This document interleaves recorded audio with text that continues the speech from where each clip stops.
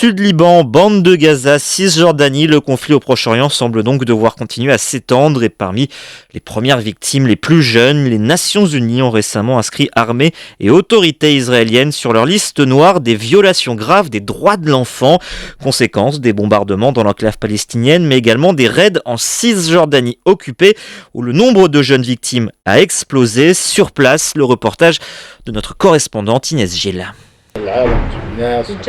Sana et Khaled El-Zeyn vivent la hantise de tous les parents. Aux prémices du mois de mars, leur jeune fils Mohamed a perdu la vie. Âgé de seulement 13 ans, il a été tué par un soldat israélien dans le camp de réfugiés de Jalazoun, en bordure de Ramallah où la famille habite. Installés dans leur salon, les parents montrent une photo de Mohamed. Le garçon a un visage rayonnant, le sourire insouciant de la jeunesse. Son père, Khaled, les yeux rouges de fatigue, raconte. Ils ont tiré dans son cœur, dans son ventre et 2 fois dans ses jambes. Pour faire peur à un enfant, il faut tirer en l'air. C'est une exécution de sang-froid.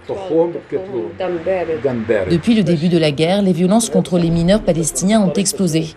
Entre le 7 octobre 2023 et le 3 juin 2024, 124 enfants ont été tués en Cisjordanie selon les Nations Unies. À Kalandia, situé entre Ramallah et Jérusalem en Cisjordanie, les familles pleurent aussi leurs enfants morts. Au début de la guerre, Yasser, 17 ans, a été tué par un soldat israélien alors qu'il partait s'acheter à manger. Son oncle, Mohamed, craint aujourd'hui pour la vie de ses propres enfants. Tous les jours, j'ai peur pour mes enfants.